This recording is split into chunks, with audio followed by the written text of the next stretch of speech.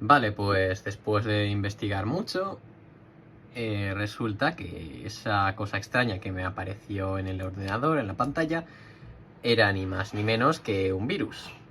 Pero no pasa nada porque después de investigar he podido encontrar una solución.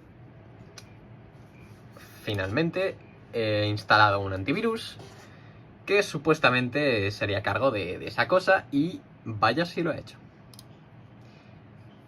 Está perfecto, yo creo que es maravilloso, ¿no?